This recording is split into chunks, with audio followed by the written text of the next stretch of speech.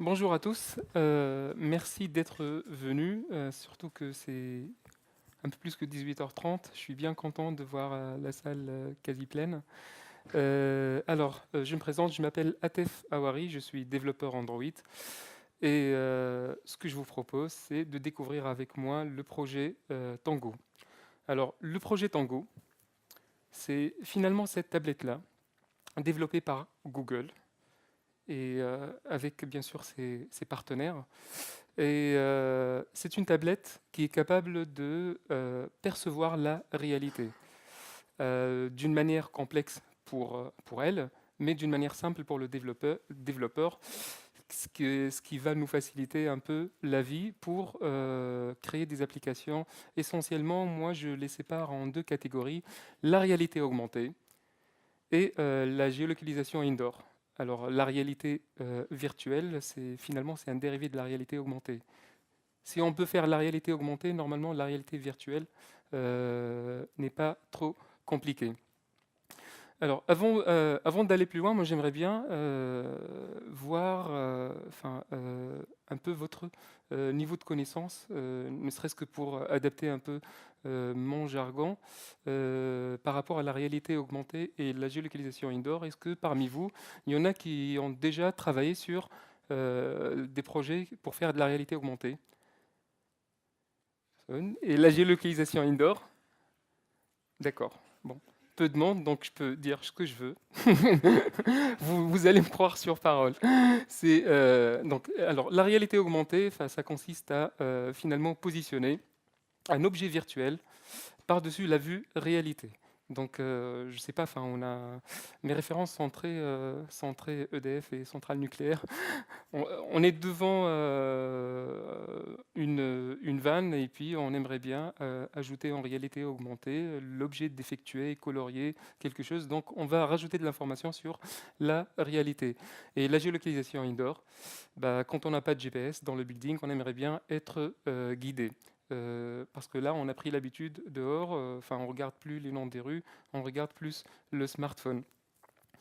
Et pour ceux qui ont un peu joué avec ça, constateront que pour la réalité augmentée, il y a principalement des techniques. C'est soit celle qui est basée sur la boussole numérique et un peu le gyroscope.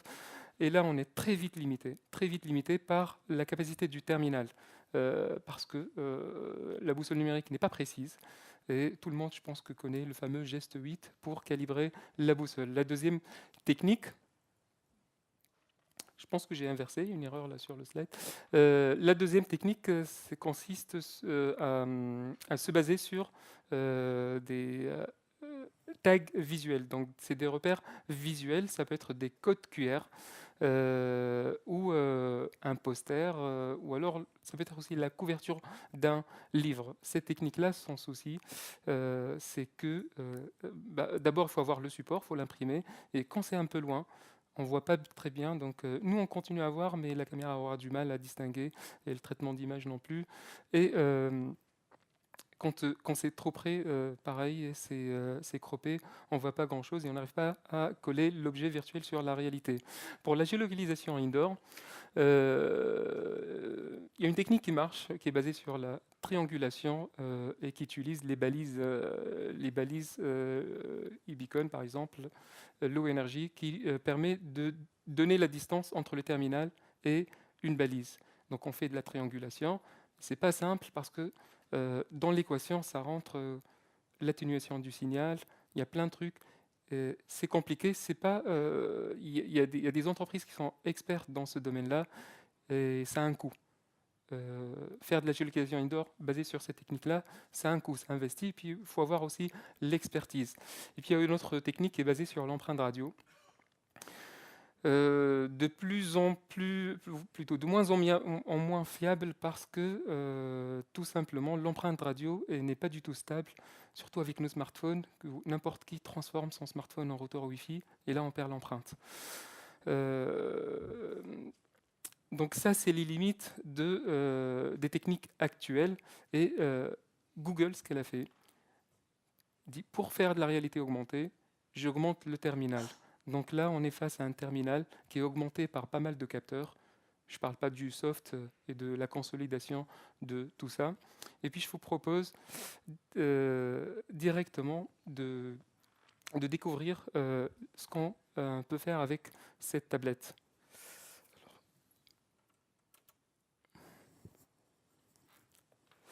Alors, je vais commencer par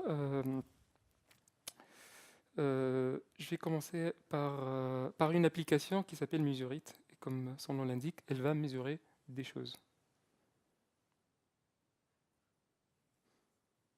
Donc, je prends dans ce sens-là, du coup.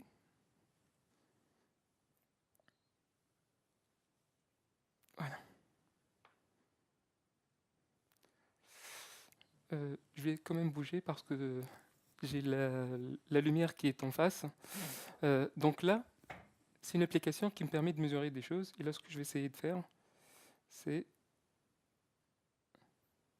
de mesurer cette distance. Ça me donne 0,5 mètres. Je peux aller plus loin pour mesurer ce triangle-là, cette aire de triangle-là. Alors, ce qui est sympa, c'est que je n'ai mis ni balise Bluetooth, ni tag visuel, et ma mesure reste là. Je peux bouger à gauche, je peux bouger à droite, et ma mesure reste toujours au même endroit. Je peux mesurer là la hauteur du pupitre. Il a du mal avec le blanc.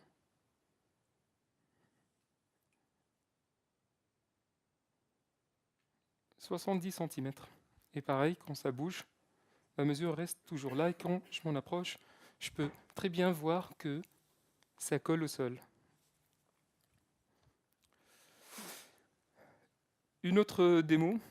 Je pense que tout le monde a déjà pensé à une application futuriste. Quand on arrive dans un appartement vide, j'ai envie d'imaginer mon meuble.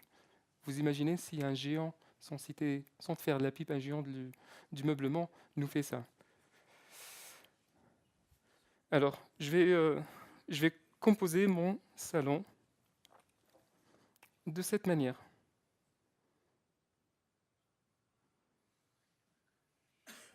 Je prends un coin.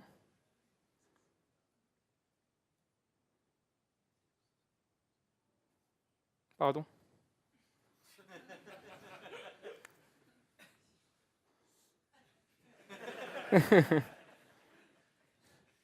Et voilà. Alors, je vais poser un objet. Je peux même customiser les couleurs. Excusez mes goûts. Ce sera un peu au pif. Et je vais poser, je vais poser une table comme ça. Et là, je suis limité par le fil, mais je vais poser un petit truc ici. Et vous allez voir, quand c'est tout près de moi, c'est impressionnant à quel point on peut apprécier la matière. Et quand je me baisse, je vois très bien que mon canapé, il est vraiment posé sur le sol. Ça ne veut pas dire qu'il a détecté que le sol, parce que je peux poser quelque chose ici. Donc voilà. Bon, ben, on va ranger un peu. Alors, une autre application. Là, j'ai de l'espace, du coup, je vais le faire parce que chez moi, ça ne marche pas très bien. Je vais customiser une voiture.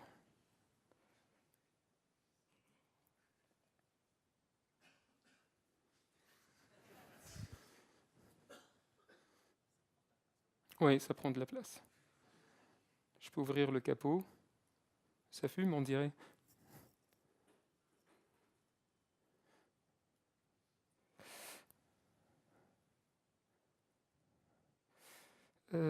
Encore une.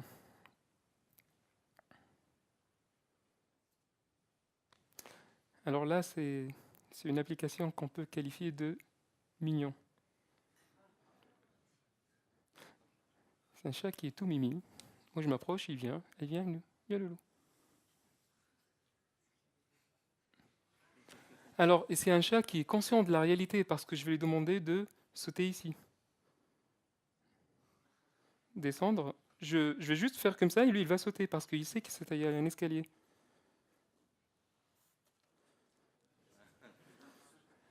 Euh, attention à là.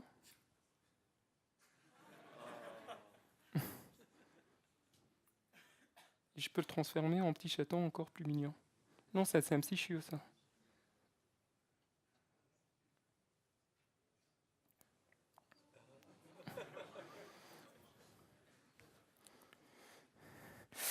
Alors, là je vais mettre une application un peu moins fun, mais pour vous expliquer à quel point la Tango, enfin vous allez comprendre comment, comment elle arrive à percevoir cette réalité-là. Bah, tout simplement, regardez là, je vais scanner en temps réel, en 3D. Donc c'est normal que le chat puisse percevoir qu'il s'agit d'un... Et ça c'est de la 3D, hein. Là vous êtes scanné en 3D, pardon, le droit de l'image. Alors.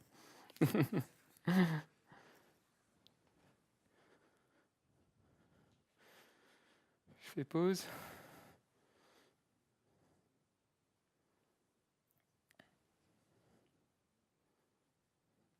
Et voilà, je pense que j'ai rien oublié. Alors pour la suite, la démo, là on a fait de la réalité augmentée. Je vais vous montrer la géolocalisation indoor. Alors, normalement, on passe par une phase d'apprentissage. Quelque chose que j'ai pas fait parce que la salle, j'aurais pu passer avant. Je suis limité par le câble.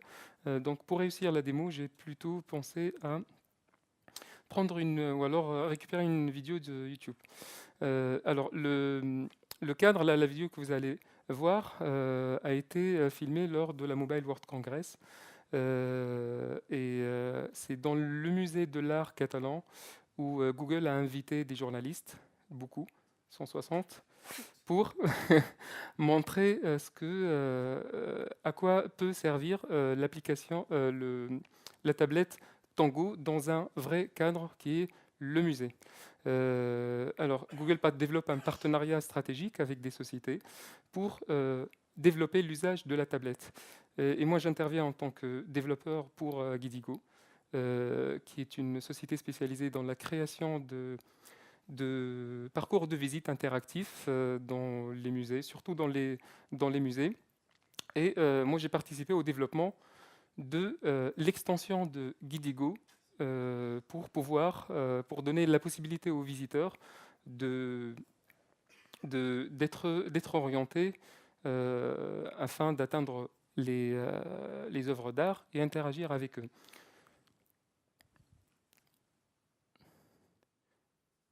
Curseur.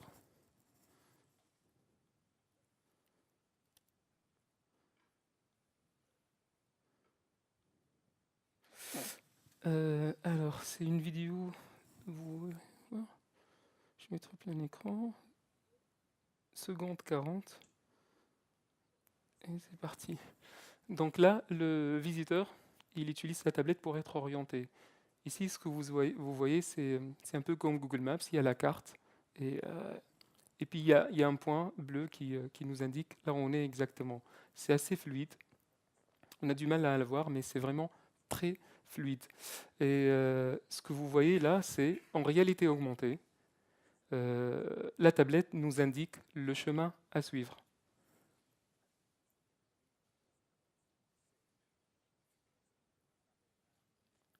Alors, enfin, on nous a dit que vous êtes arrivé, hein. Mais ce qui est très intéressant, maintenant, le deuxième usage, c'est interagir avec les œuvres. C'est exactement comme les POI, les points d'intérêt. Ici, c'est des POI en réalité augmentée. Là, pour l'exemple, c'est une très grande peinture, large de, je sais pas, de 10 mètres, je pense que je fais mon Marseillais, si, ça l'est. Et il y a des points intéressants. Donc, chaque endroit raconte une histoire. Et là, l'utilisateur, il clique sur un point 3D pour avoir plus d'informations.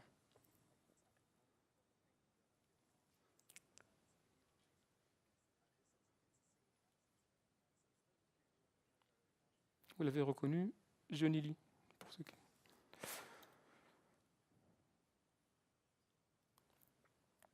Alors, tout ça c'est bien, mais comment ça fonctionne? Et pourquoi Pourquoi est-ce que c'est vraiment très simple c'est vraiment simple pour le commun des mortels comme moi, un simple développeur. Moi, je sais faire des X, Y, je positionne à la limite un point, mais comment ça marche?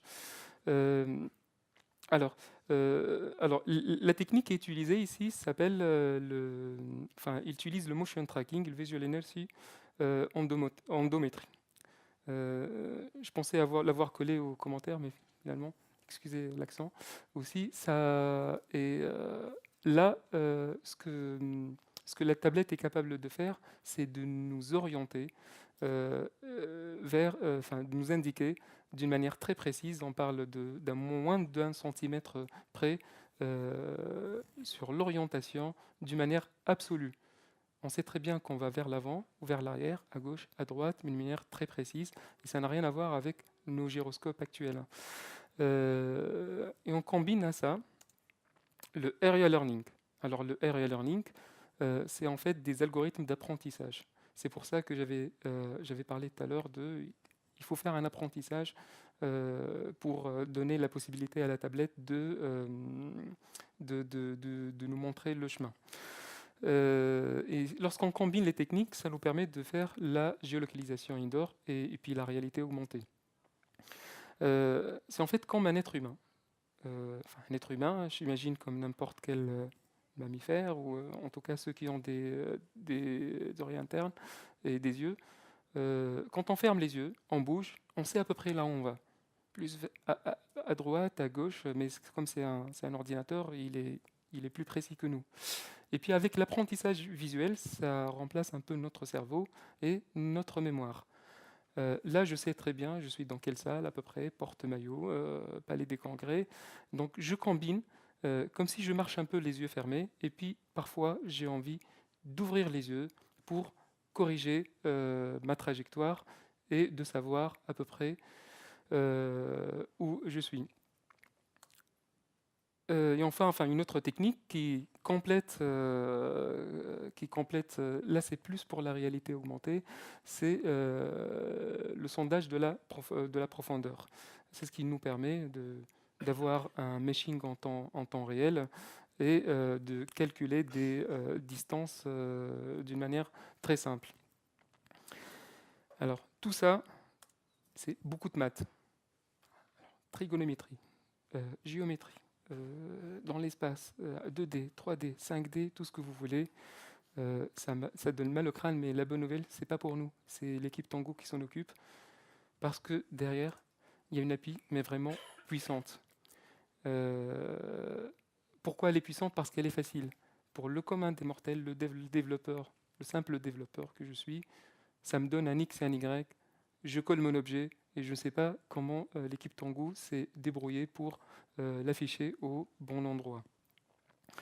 Une API Java, Android, C++ pour ceux qui sont plus à l'aise avec du natif, et enfin Unity. Moi je ne connais pas Unity, mais quand j'ai assisté à la toute première démo de l'équipe Google, parce qu'on est parti en formation pendant une semaine, c'est Unity, un drag and drop, ils ont installé le plugin. Je ne comprends pas ce qu'ils font, mais ça a bluffé en tout cas ceux qui maîtrisaient Unity. Et puis ceux qui travaillent sur Unity, dans la journée, ils ont fait des choses magnifiques. Nous, un peu moins, parce qu'on a travaillé plus sur la géolocalisation indoor, et à l'époque, en décembre, l'API n'était pas assez aboutie. Et enfin, une documentation riche et complète. Là, c'est bluffant. Je ne sais pas, Alain, si tu me rejoins là-dessus. Il y a 1 an et demi, c'était peut-être pas le cas, mais en décembre, c'est vraiment le cas, très complète. Sur GitHub, il y a 5 ou 6 samples complets. Si on veut récupérer 2 points, il y a le Hello World. Si on veut faire du meshing en temps réel, il y a tel exemple. Donc, on part des exemples. On est de bons développeurs, donc de très bons copieurs-colleurs. Du coup, c'est très simple. Donc, on collecte des briques et on relie ça ensemble et ça marche. Je dirais pas comme sur des roulettes, un peu moins, mais de plus en plus comme sur des roulettes. La communauté prend forme. Alors, le Hello World, le Hello World, c'est juste ça en fait. Je vais vous montrer du code, mais il me reste 10 minutes, c'est bien. 3, non, sur 5. Le Hello World, c'est juste un... J'indique un endroit et je positionne un cube. Et vous allez voir à quel point c'est simple. Là, je le positionne là-bas. Il supporte mal la... Je le positionne ici.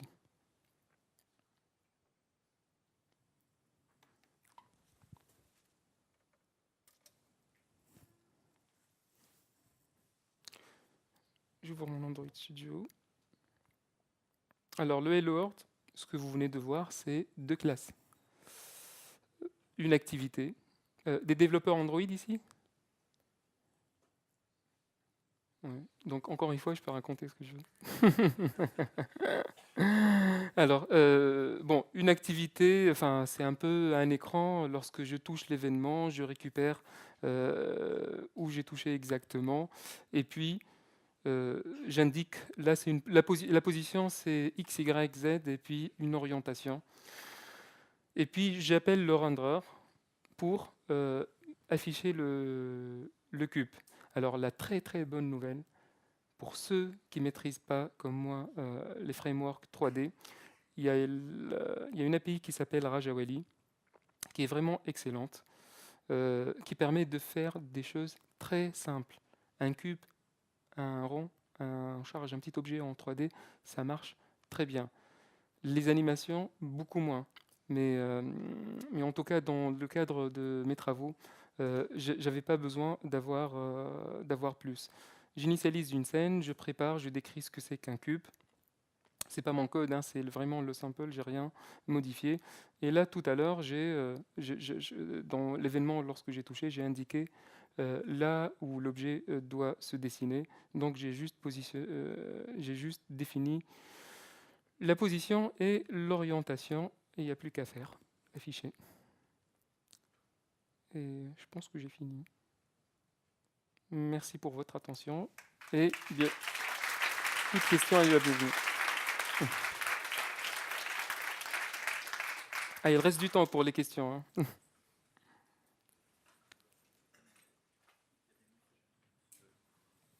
Il y a des micros aussi. Ou alors je répéterai.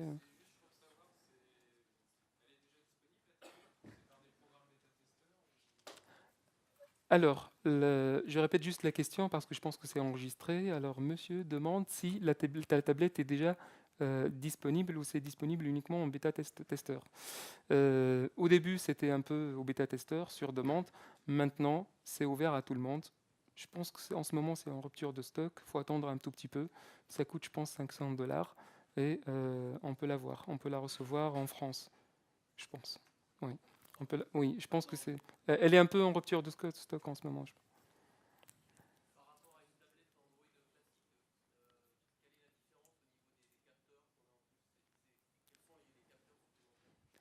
Alors, les capteurs supplémentaires sur Android. Donc, je répète un peu la question pour la vidéo. Alors, je vais vous montrer ici. Rien à voir avec les capteurs Android. Alors, on a une caméra fisheye ou Wi-Fi, je ne sais pas dans quel sens, qui est plus large, qui permet un apprentissage plus rapide et plus complet. Ça, c'est en ce qui concerne la caméra. Il y a un capteur infrarouge dont la portée est 4 mètres. Ça nous permet de faire la détection de profondeur. Et puis aussi, il y a la double caméra, un peu cachée, on ne voit pas très bien, qui permet de faire l'endométrie visuelle. Je ne sais pas si j'ai cité tous les caméras, mais en tout cas, une belle panoplie de caméras.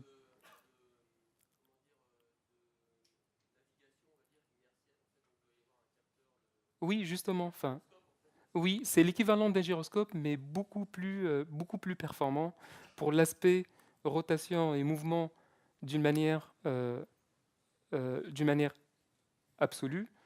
Et puis après avec l'apprentissage, et lorsqu'on combine les données d'apprentissage et la caméra voit actuellement, ça rend les choses d'une manière relative. Donc on va coller les mouvements de l'utilisateur par rapport à quelque chose que la tablette connaît déjà. Donc elle va prendre le plan du palais du Congrès, elle va choisir le flow et positionner le plan.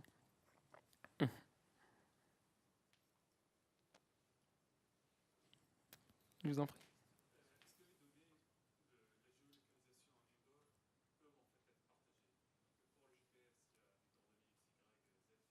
Oui.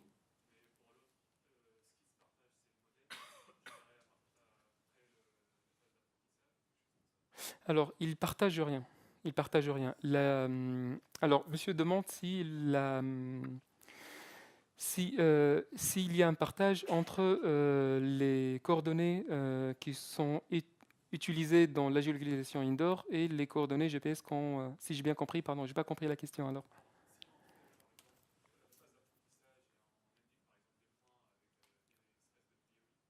Oui, oui.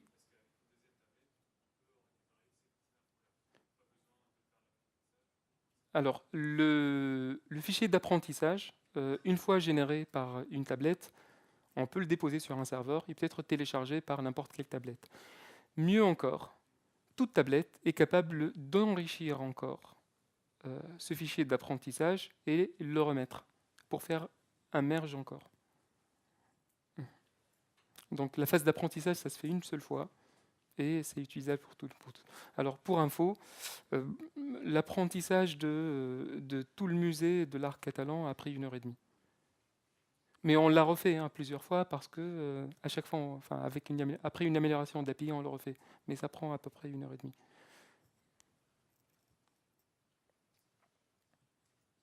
Encore 3 minutes.